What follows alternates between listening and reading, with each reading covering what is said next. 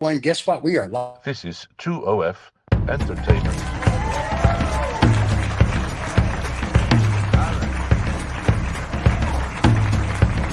What could be more reprehensible than 2 old farts? 3 old farts featuring Dave and Steven and Greg Shapiro with funny ha-ha.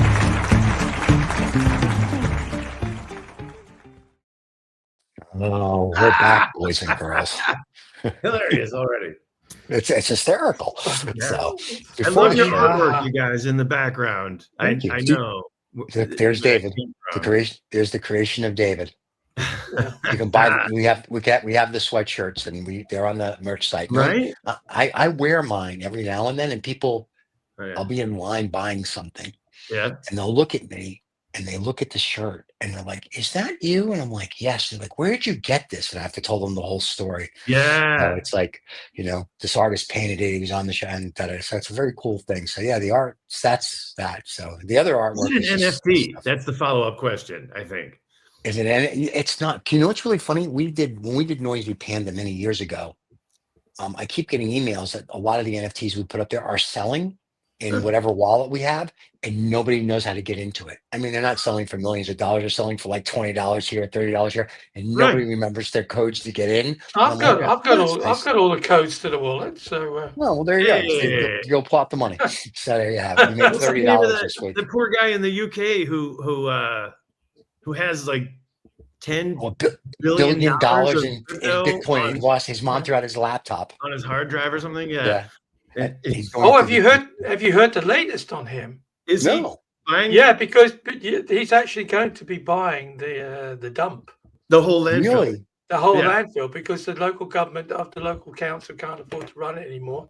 So it may come up for sale. So maybe he's going to want to crowdfund it, and so this and then place is a dump. I'll take it. Well, guys, should we talking of money? Let's just run a quick ad. Oh, sure. Let's run the sponsor, who is like a sponsor, but not really a sponsor, but a sponsor that if you buy stuff, fans, we get like $1. So we made $0 so far. So very excited. That's right. Well, there's a mouse in my pocket. There's a promotional code that you have to make it. Here we go. With the new HBN 3-outlet sensing countdown timer with remote control, you can set your whole house up to look like Christmas 24 hours a day, 7 days a week. The timer comes with a 2, 4, 6, and 8 hour countdown function. The outlets can be easily operated by hand or by a remote control with the dusk to dawn on and off switch. And they come with 3, 2, and 1 outlet accessories. We use them here at 2OF Entertainment. And we really do use them, and they really work. Right. So yeah, they sent me, they send you like, they said, we're going to send you a few samples, and apparently a few meant like a whole like U-Haul truck. So yeah, so we've been regifting. So the whole neighborhood uses it, and then I use it, and they actually work. And I was like, cool. So Steven, you're located in what, Austin, Texas? Yeah, don't tell anybody, because that isn't that the new El Texas? Isn't that where it's all happening? No. There's an Amarillo. Texas, just so we're clear, is still when husband and wife divorced their brother and sister.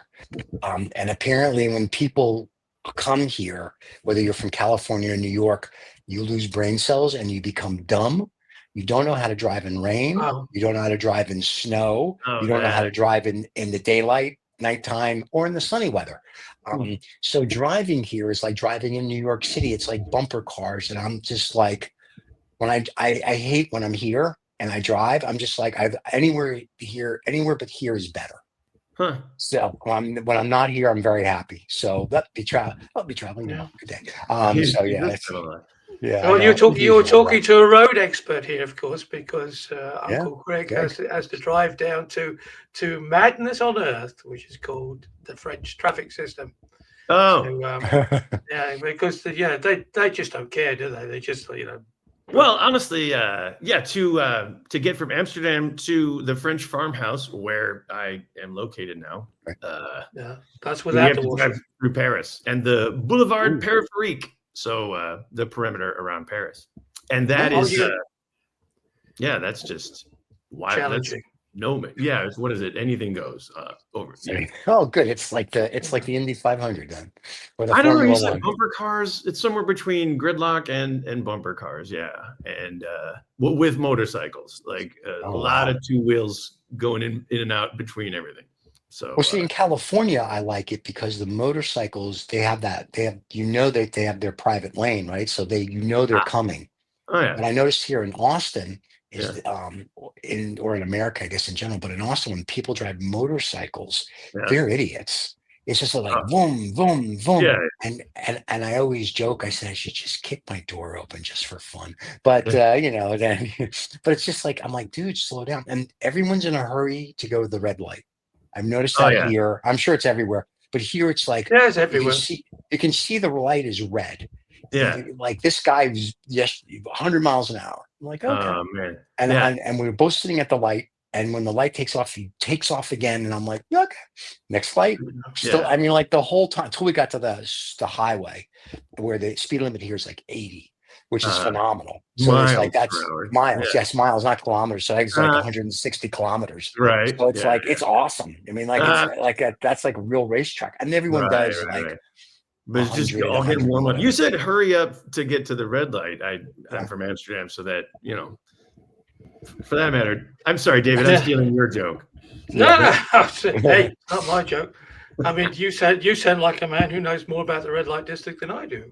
Stop it.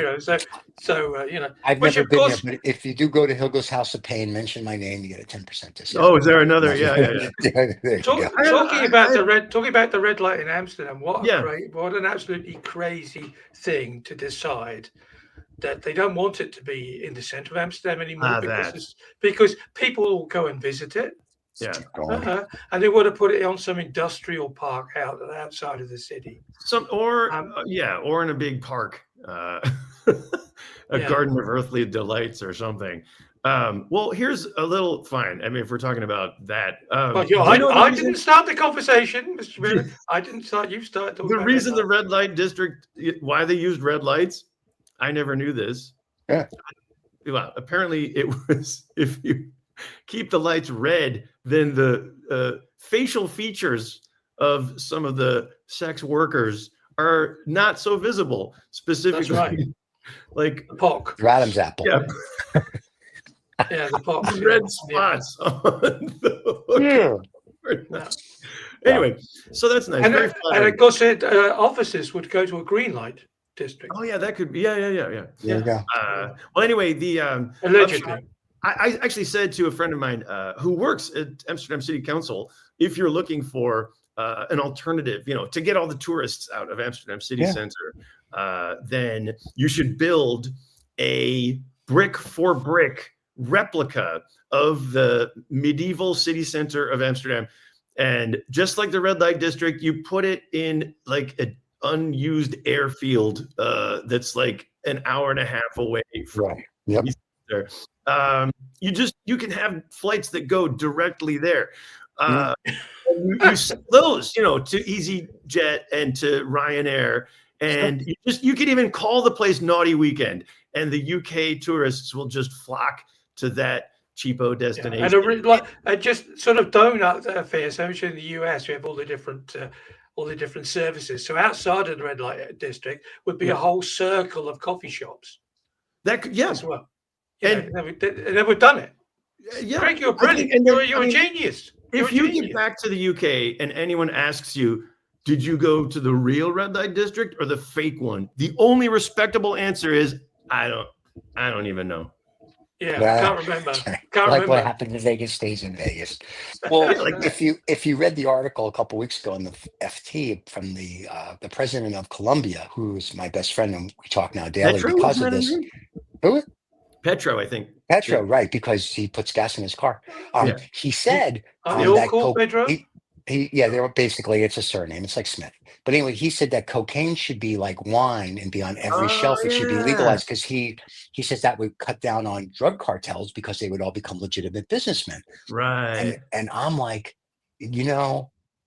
I've never used it. I'm like, that's ingenious. And then I went to because then I have to take it to the next level. I'm like, because then they won't cut it with like bleach and they'll cut it like under a guideline, right? Yeah. And then people can buy it, and in this way it won't be like, oh, it's cocaine. It'll be like a big deal. Because until the 30s, talking about cocaine, until the 30s, cocaine was in everything. It was in Coca-Cola. It was in your medicine. And apparently it didn't kill anybody. And all of a sudden, we're like, it's no good for you. Now, they mix it with fentanyl. It's very deadly. I agree. Yeah, I agree. Yeah. Wait, I'm talking about that. Your best friend. But don't the South American native South Americans say that the coca leaves, where the coca comes from, of course, makes old men young again. So it was used to, for altitude sickness and for hunger, suppressing hunger. Yeah. So it has And lots for coming up attributes. with great ideas. Yeah. Like where to get more. Finance, where to get more. I say to the president of Colombia, and we've invited him on all our shows now. We've sent letters and stuff. Dude, I'm like, you come. You don't have to bring a gift. I mean, unless you want to. But you come, and it's perfect. But the best, and John from Lost Dollar and I used to do deals down in Colombia, not those deals, but we would leave Colombia. And remember Juan Valdez, the coffee guy? Yeah. Okay. When you leave Colombia, they have this bag of coffee that you can only get at the airport. It's this very dark, like they have, and I think the caffeine on a scale of 1 to 10 is 1,000,006. Wow. And it's like, and you go home and you brew a little like normal and you drink it, and it's kind of like Cuban coffee. Your heart just goes, but it's that way for like a month. And you're like, I'm going to You don't need die. cocaine. You don't need cocaine. You just drink this coffee. So it was so John and I, every time we'd go back, we'd pick up bags of this coffee. It was sort of like crack cocaine, but I'm like, dude, you need to export that with your Coke and you're good. So, but I thought that was very interesting that the president of Colombia, but he said it live TV during a cabinet address. It wasn't like he was on a talk show. He said it on a cabinet, like the whole country heard. And I'm like, he was used to be a gorilla. It's the same as King Donnie as well. He says things just like live. He doesn't on an airplane. I heard, Gustavo Petro from Colombia says he's going to he's going to invade the United States and call it the Gulf of Colombia. I like it. Thank God. Or the Gulf of America, which now technically refers to the entire hemisphere. I know, right? Well, because Canada's South America. Canada wants to be our 51st state, not. Mexico's apparently our 52nd, even though Texas is the land we stole from them, so technically we kind of belong to Mexico. And the French, I guess, are taking back the Louisiana Purchase because Trump wants to go back to the beginning. He said they were renaming like Mount McKinley. So my question when he said that is that's wonderful. Does that mean the Indians that we stole the land from, is everything going back to them, and then we're getting the casinos? Right. I'm trying to figure out how this is going to work. There's anything I know how to run, it's a casino. Yes. Mr. Trump. I was a bit disturbed, really. I don't know if you saw that photograph of him on the airplane with two people standing behind him with a map with extremely large chocolate letters that said Gulf of America. And I don't know if that was meant for us to see or for, that President Trump just occasionally to look around and remember what it was. But a very strange photo opportunity. Oh, I missed that one. There's so much chaos and whatever. It's hard to tell the chaos, the signal from the chaos, but the chaos is the noise. I was going to ask you about that, Greg, actually, because I'm becoming so American. It's unbelievable. That's flooding the zone. That's the thing that I keep. The BBC is flooding the zone because that's all they keep talking about. But the more you think, the more you sort of realize, that's horrible. Is it what forever? Yeah, the flooding of the zone. Oh, the flooding of the zone. Oh, yeah. Because oddly, that tactic was from Steve Bannon, and Steve Bannon is out of the loop from Trump too, and but the Trump campaign still seem to be to do it. The Trump camp pumping or out. the Trump administration now, yeah, which is basically these Heritage Foundation and/or billionaires. So yeah, I don't know. Oligarchs. Like Stephen, you're in the U.S., so I don't know. Remind me. Yeah, are you feeling anything yet? Well, there was this Asian girl, but I don't think that's what we're talking about. Let me say, what? No, the problem that, like, when I talk to people, is that what we see is what I said before he became president. They're going A through G or A through H, and they're not getting from, if you will, that G or H to Z. So we're not seeing anything. Like, prices are going up. Like he said, we're going to bring eggs down. Well, really, because eggs are now up $2 more than they were before you were president. Yeah. Gas is level. Unemployment is kind of like, okay, but so what are you going to do other than you sign a bunch of stuff? Yeah. Some of it goes through, the courts are blocking it, it's back and forth. So a lot of the people I know that are, we'll say, comfortable, we're all sitting here going, okay, what are you doing? Like, I mean, and I think we've talked about it on this show. 300 million people are not comfortable, right? And there's 360. At some point, 300 million people are going to want to take a picnic, and part of the 300 million people are your military, because you don't pay them squat, including the police, and if they get like enough's enough, you have a problem, because Elon's robots aren't going to help you. No one's going to do stuff, and so I don't see yet where they're doing anything. I know the federal judge blocked Elon from the Treasury system payment stuff. I know they put like a lot of blocks on a lot of things that Trump said Elon's going to go do. So I'm not sure if the Trump already knew that was going to happen. And it's going to be a look, I tried, but I couldn't because I was blocked by the deep state. Or if he really thought that they'd get away with it all and then everybody would just acquiesce to his mindset. So I'm kind of still waiting, because some of the stuff he's doing and wants to do, I'm like, you know what? I'm okay with that, because it makes a lot of sense. But he wants to discontinue pennies. Well, yeah, because it takes like a nickel to make it. And I'm like, that's fine. Like, that saves money. We're good. Yeah. Yeah. Like, it's still. I'm from Illinois.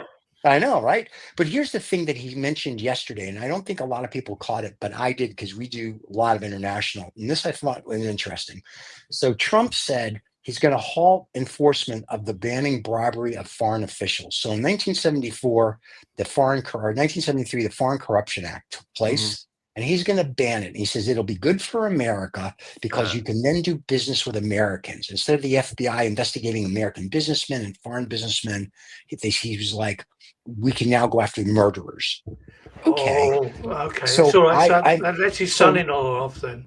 Well, yeah, but so my point is, so he does things like that, and I'm 50-50 on something like that. I'm like, okay, maybe that's good, maybe it's not. So does that mean now I want to go do business and pick your favorite country, you're going to let me take a suitcase full of money? Or does that mean if they come over here, they can give me a suitcase full of money and you're not going to let it be? I think that's where we're going. But he's like, it's going to make America great, and all these people are going to be able to do business with us. And I'm thinking, no, it just seems like you should just use your digital your crypto algorithms and just give money back and forth on Bitcoin. It's the same kind of illicit trade. So I want to see how it pans out. I'm thinking of investing in the US, because I want to invest in the company that makes those big felt tip pens that he uses. The Donnie Science Sharpie. Because he like, I don't know how many he gets through on a day. I mean, every time you see him, he's got like 20 of them in front of him, and then of course he throws them into the crowd as well, so everyone gets them. Hey. And they're sharp. I mean, they hurt people. Yeah. And he doesn't care. Yeah, he's the president. He doesn't have to care. Those MAGA guys are just like, oh, thank you. But I mean, it's just, I looked at it today. I saw it. I thought, is that a signature, or is that sort of like, a side profile of a range of mountains? Yes. Because it's got like big peaks and everything in it. And peaks and valleys. That is Donald Trump. That is basically, here's Joe Biden. Here's Donald Trump. Whoa. Yeah. With Trump, you're good. Many things are not so good. Good. But I don't know. So wait, I've been, looking at this whole thing from abroad. And so look, Stephen, you were talking about, Trump says, Trump's not saying, he's signing something. The one like calling the shots is either Elon, but that's being generous, or Russell Vought, Vought, right? But his name is pronounced Vote. Well, he's Mr. Project 2025, right? So, and now he's been officially like admitted or approved. So, yeah, he's carrying out all this stuff, right? And is he Minister of Home Affairs or something? Or Office of Management and Budget, and he's taking over the corporate consumer protection, financial, anyway, all this stuff, and like dismantling it. He's basically they want to Marie Kondo the whole U.S. government. Like I'm going to toss it in the garbage first, and then do I love it enough to keep it though? So fine, but meanwhile, here's Elon Musk over at the Treasury Department, and I mean that is the big question mark, I guess. And I think the question mark. Do you think that's the mirror, though, for all the smoke that you're talking about? Because you're saying that like all this stuff's happening, but all the media attention is towards what Musk is doing because he makes better headlines. Well, you say that behind all of that, there's other stuff happening. Because so Russell Vought, who's Project 2025, is first of all super government conservative, like. Want to one of the quotes from one of these guys was, we want to shrink the government down to the size where we could drown it in a bathtub. The size of a bathtub, and like drown. So indeed, Marie Kondo, and then put it back if we really need it. And then also Christian nationalists. That's like another whole area. Heritage Foundation, who wrote Project 2025. Then you've got the billionaires and Musk and whatever. And then, of course, Trump himself was just, lining his own pockets, basically, and revenge. But so what? I mean, Elon Musk, again, what are the headlines? To me, it's just like he took over the Department of Treasury. Oh, it's a data breach. Like, is that the headline, or it's power grab and constitutionally questionable? But to me, it's just like he took over access to the Treasury, like the payment system, and he's basically giving his companies subsidies and contracts and taking them away from competition. So Jeff Bezos, SpaceX, sorry, you should have given $290 million to the Trump campaign. So anyway, like it's just theft. It's just it seems to me like taxpayer dollars, now Elon's dollars. He's going to make back his 240. It's a great investment. Anyway, but the federal judge Friday blocked him from the Treasury system. Yeah. And I was watching Russell Vought, they don't, and JD Vance, no one cares what the judges say. So. Yeah, but they said no, so but is it not a temporary injunction? It's a temporary injunction, but it just says, well, hold on, let's have another look at this, because it's not like a complete lockout one way or the other. The problem is going to be. Here's what the problem is going to be. All these people, not the Christian nationals and the Project 2025 people who want this to go back to 1930s. The problem is going to be is the rest of the Americans. Yeah. This time next year, if things don't get better, and China and all these other countries aren't putting billions and billions of dollars in America and making it great again, people are going to get annoyed. And even though there was a senator or a congressman that said, Trump should be allowed a third term, he won't make it out of this term because people are going to be like, nope, this time we're really going to impeach him. And it'll be from his own party. There's rumblings when you watch Bloomberg. There's people from the Republican Party, Republican strategists that are like, what? We don't know what he's doing. And when we talk to people inside the party off the record, they're all saying, hopefully there's a bigger plan other than whatever, because they're all saying we're not going to win our upcoming midterms, if he keeps doing this. So they're going to vote, unfortunately, because he's broken, if you will, constitutional laws and other things, and back and forth and if a Democratic House and Congress and whatever gets in, just say in 2 years, that's going to be a little different, because at that point they may be like, yeah, you know what? You broke all of this. We may impeach you. He may not get impeached, but there won't be a third term for him. And I think the American public is going to, it's like, go do.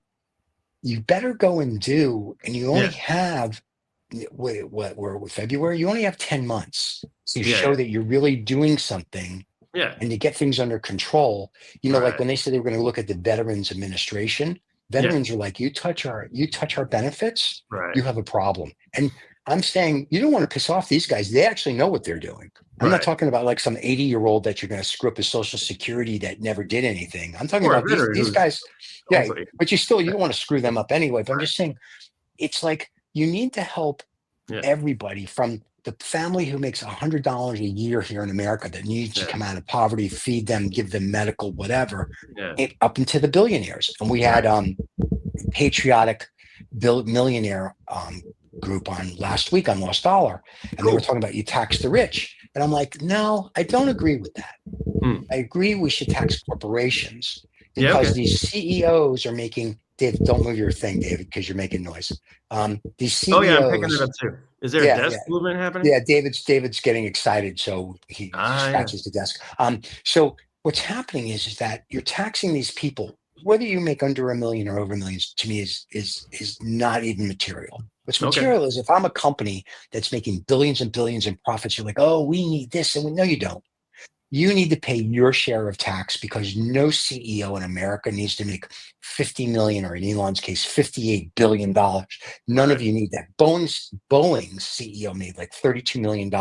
Really, your planes crash into mountains, to stars. Right. You can't even get people into space. Or out back Jamie, out of it. Yeah. right. Yeah. Citibank or Bank of America just made another 30. That's great that you're making these stuff, but you guys are out Yeah. of touch with the reality. Yeah. So the people that I know that have money, and I mean real money, not the bullshit $32 million Jamie Dimon has. Like one of my friends says, I make that a day in interest.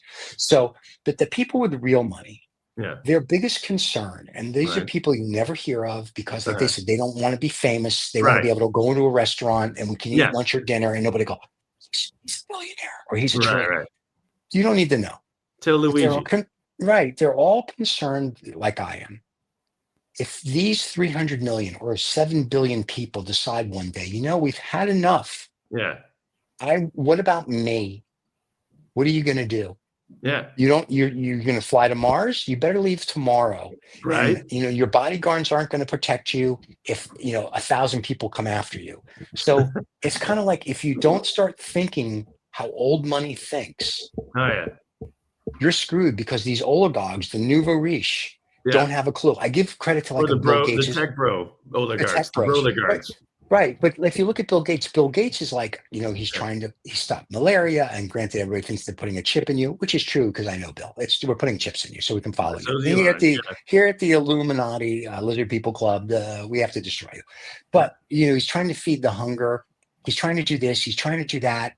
And even like the USAID, he goes, I give money to the same organizations that they do to try to feed people. Right. So if you're going to just, pardon my French, go F you. Yeah. To everybody that's not a billionaire, Right. you have a problem. At And I'm some not just saying in the point. United States. Yeah, they're going to Yeah. all wake up. Now, granted, Americans are mostly fat and lazy and they don't give a shit. But when they can't afford to put gas in their car, Right. put food on their table, and they were just say middle class, and they're making say 300,000 or 400,000 a year, and you can't afford to live, Right. at some point that trickles up and it trickles Yeah. down, and you have a bigger problem. We're And gonna that's have what these trickle guys up have. for the first We're gonna time. have I love that. trickle up. I know. Yeah. I learned that from my grandfather. It trickles up. But It's no, but called if you don't trickle know, up. it's a But trickle up. it would appear that it's a race against time, isn't it? That they're just trying to pump as much stuff out as they can. Move fast, break things, steal as much as you can. Yeah, exactly. And then hope that, and they just hope that there's some form of acceptable status quo when people have to go back to and vote again. If there's going to be another election, People ask me that as well. I said, yeah, why if anybody calls a state of emergency, then there's no election. Suspending the Constitution. Suspend the disbelief, and I believe it though. But anyway, you know how I like to pivot to I don't know, green climate, good news if possible. Sure. But you mentioned outer space stuff, and wait, so who was planning on building like a power station on the moon? Yeah. And That's because it's going to be cheaper. uh-huh. The papers. It's going to offer us more opportunity to have our data centers on the Oh, the moon. data centers. That was it. We're building data centers on the moon. Yeah. All right. And also, Stephen, I believe after last month, you sent me a piece about how China is trying to build a giant power station in orbit. And it'll be like a Three Gorges Dam in space. Yes. And in theory, the energy collected in 1 year would be equivalent to the total amount of oil that can be extracted from the planet Earth. There you go. Okay. But just think about, here's my whole thing on this. And I think this is very fun. I'm glad we can go to space if we really went there. No, I'm just kidding. I'm glad we went to space and Alan Shepard got to play golf on space. I'm glad that we can do this and the earth isn't flat. Wink, wink. And that, we're not living in a glass dome, according to the flat earthers. But if you can build a power plant or put data centers on the moon, and China can put a power station that orbits the earth that's going to do more than whatever. Who would just clean up the earth first? And then you can do all this free energy. Because if I put a power station in orbit and I'm China, I'm assuming I'm not going to do the Nikola Tesla, build a tower, do free energy. If you believe the pyramid there's going to be free so energy for all the Chinese, free energy for all the Chinese restaurants. So it's going to make them even more competitive. A lot of dogs are going to be scared. Yeah, that's the gig. Yeah. It's just crazy. Or we can put a Tesla in space. But we already did, right? But the problem is that nobody's saying, coming back. Hey, I know, right? Hey, idiots, fix here. Like we're going to fix everything else. We're going to now go pollute the moon, which I'm sure the aliens that are there are going to be like, that's going to go over like a war. We're going to put more stuff in space. In more satellites, we're going to do that's great. How about you help the 8 billion people on the planet? Right, we can fix here. Like the Somalian war that's been going on for 30 years. Some examples as well. Wait, so I brought an example. We were talking like last month about so governments are turning right wing all over the place, and so forget about climate initiatives and Paris Climate Accord is gone. And drill, baby, drill. We're going to, fossil fuel companies are thrilled. And you were talking about banks are pulling out of the green, whatever. What is it? CGN? No, not anyway, sorry, sustainability goals. So banks were pulling out of the green accord that the UN had. That's what they were. I forget what it was called, but the banks, Citibank, Chase, they were all pulling out. What we mean. Yeah. Well, anyway, I brought an example of Italy with Giorgia Meloni. And that's right wing, like super right wing government. She was one of the few world leaders at Trump's inauguration. So anyway, they just signed a deal to get a bunch of wind energy and solar energy from their neighbor Albania. With help of the UAE. So United Arab Emirates are is providing the tech for this deal. And anyway, it makes economic sense. So they got to do it. Well, we did deals about back in the 90s in Albania, and we did mini hydro dams and we did mini wind farm. We did tons of stuff there. So they're probably ahead of a lot of countries, which no one even knows about, because Albania's government back in the day was like, we got to do this. The UAE has tech coming out of their bum, that nobody knows about, because the UAE is going to be, and I know when I say that Americans and Chinese hate me, but the UAE is going to surpass everybody in the next 10 years. Because even though they're under, I don't want to say it's not a dictatorship, it's not a monarchy, and it's not like a democracy. It's kind of like all three rolled into one, whatever you want to call it. Oligarchy? No, because they let you do stuff and they want you to be free and do and think. Like they don't. So there's somewhere in between all of that, but they are like, every time I'm there, they're just like, you should do this. You can come here. You can do that. We'll give you this. But they make it so easy to go, whether you're in crypto, whether you're in blockchain, whether you're in tech, whether you're in energy. The UAE is just for like, no, come and do. And they will, if they like it, they will write you a check. So the UAE, I think, is this like sleeping giant. It's kind of like what China was before we woke it up with Nixon and Mao. I think the UAE is a sleeping giant. In 2030, 2035, they're going to wake up the planet along with Saudi Arabia and be like, we're here. And people are like, well, how did this happen? Because it's been happening for the last 35, 40 years and no one pays attention to it. Saudi is certainly, okay. Yeah, wow. And mark my words. Yeah, okay. United Arab Emirates, go visit Dubai. And anyway, oh wait, I brought another example. Oh, I went to Northwestern University, so grew up in Chicago. I was in the county. This was from Northwestern University. The precious metals. So the construction of these batteries and or EV engines, they need a lot of precious metals so some of these can be replaced by industrial waste, or now they're figuring out how to take industrial waste from the production of things like vitamins, which would normally be waste, and now they can repurpose it into a replacement for precious metals and rare earth minerals, which apparently the biggest exporter, China, and a lot of them are in Ukraine. Which is why all of a sudden Donald loves Ukraine, loves Zelensky, and that's why there's a war.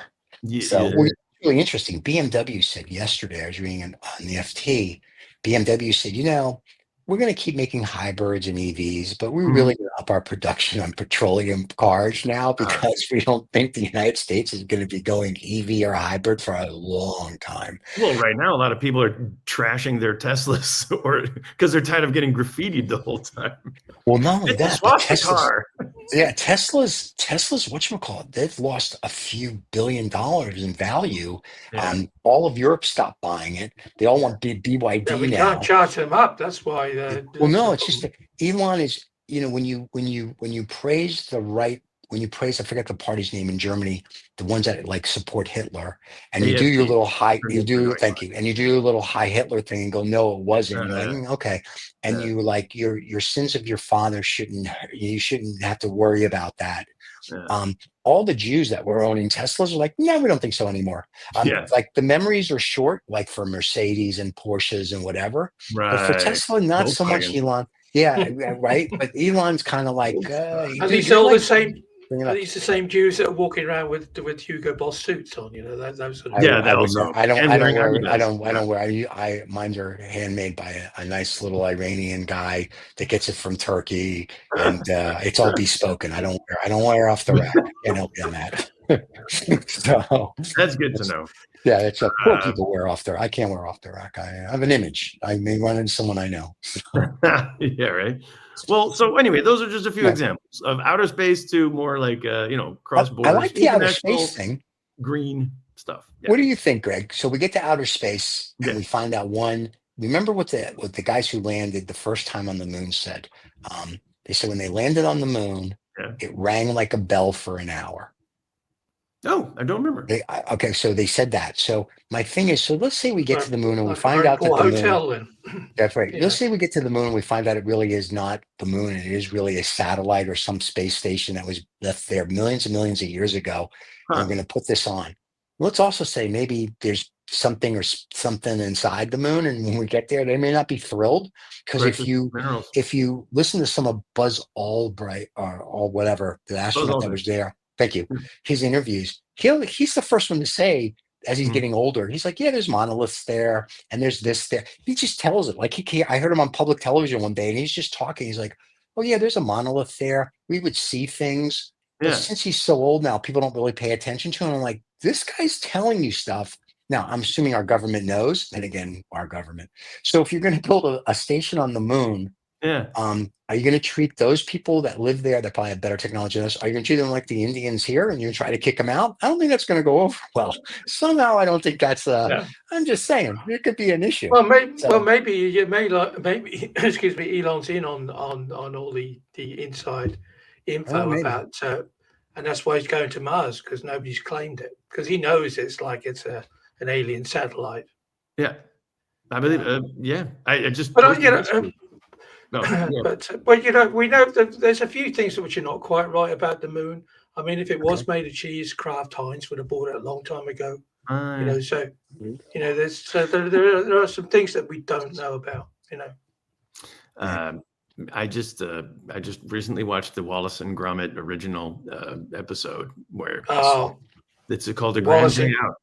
Yeah. Just build your own ship and go to the moon. There you go. Right. And did you laugh a lot with Wallace and Gromit because it's hysterical stuff? The original one is, not as fast paced as we're used to, but it's. I mean, if you really love those, and it's so clearly like animated from clay and plastic. Yeah. Anyway, what's really going on up there? We'll find out maybe in our lifetimes because we're going to live to be 150. Yeah, that's the other thing that gets me. Because we'll have these Elon chips in our brain.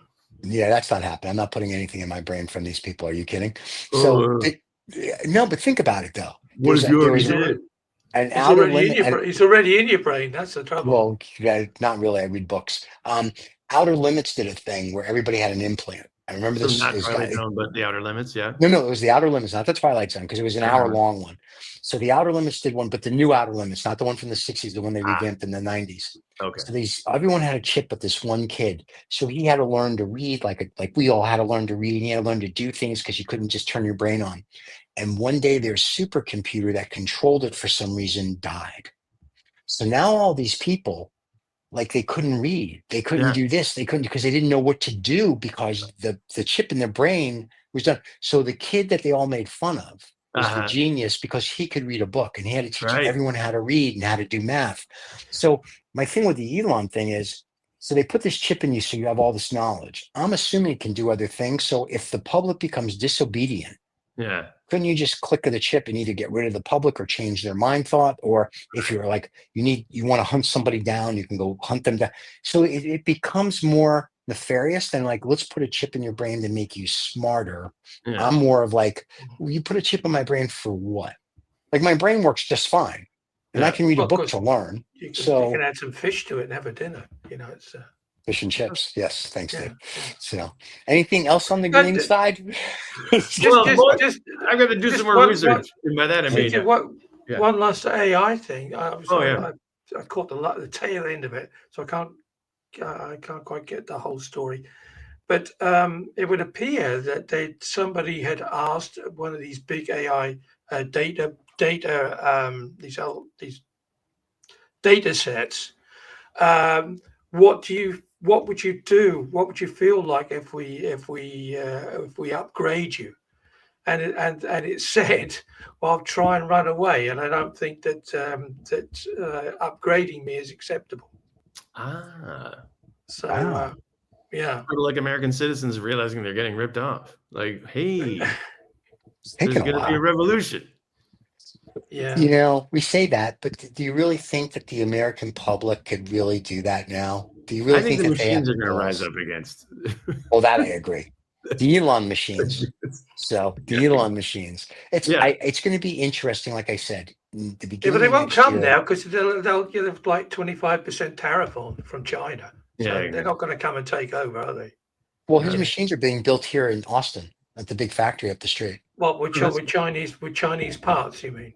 Well, it's okay if he uses Chinese parts. Nobody else can use Chinese parts for their tariffs. Oh, that's it. Exemptions. Yeah. Okay. We should talk about that either this show or next show, depending on how much time Greg has. But the tariffs I find interesting. It's like we're going to tariff everybody. Like the day I get into office, then it's like, no, we're going to do a study. Then we threaten, and then we do this, and then it's like. So to one extent, I get what he's doing. It's like now he just said to Egypt and to Jordan that if you don't take refugees from Gaza. Right. We're going to stop giving you aid. Yeah. And it's like, I don't know if he realizes this, but the UAE and Saudi have more money than China and the United States. Like, you know what I'm saying? They have more money than God, if you will. Yeah. Depending on what God, you can pick and choose. But I don't think threatening over there really works. If you follow the history, they're like, threaten. Well, maybe they'll choose to have something else. I mean, why would they want to have Gatorade anyway? You know, I mean, I know they don't have beer, but why would they ban them from having Gatorade? I mean, that doesn't make sense to me. I go through this daily. And my biggest concern My biggest concern is that when they was asked how much tariff is going to go on all sorts of metals, it was 10%, and then when they asked him again, it was 25%. Right. And then I just wonder to myself, well, how long is the supply chain of cans of Coca-Cola and beer?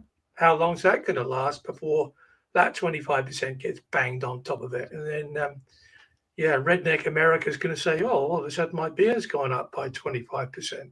I don't know if they can do that math. Oh, okay. Right. It's fine. Whatever, yeah. Just saying. Just saying. It's, Well, maybe they'll have exciting. to drink Gatorade then as well. Oh yeah. That's Well, pretty interesting. I gotta go, but I gotta go. Greg, it's always good to see you. Thank you. Yeah, I'm so excited to see what happens in the next month. I like your green news. I like the fact that we can talk about other stuff. Don't forget to subscribe and like. Before we run away, are you going to be anywhere next month? This month? Right now, I am working on shows in the Netherlands, and so the Hague and the Amsterdam, Rotterdam, and working up to sort of tour of the Greg's Dutch climate good news. Oh, cool! I like that. It's a whole show. It's a whole hour-long show, and it's full of quotable, inspirational examples. That's what we like. From corporate events that I've done for some of these startups as well. It's very cool. Anyway, but gonna be doing the America's Funniest Home Videos. You'll hear my voice on the weekend that show in English. Go figure. That's in the Amsterdam, everybody. That's in the Netherlands. It's not in the United States, so don't have a heart attack. Whoever's doing it there. So, right. Well, that's very cool. Well, my friend, we will see you next month, hopefully. It's always a pleasure to spend time with you. Don't forget to subscribe and like. And if you're in the Netherlands, you want to catch Greg Shapiro's show, there you go. You can look for him. And if you don't know how to do it, call us. We'll get you there. And that's it. Don't forget to subscribe and like. We'll see you all later. Thank you to our sponsors, and we'll talk to you all soon. Cheers, everybody.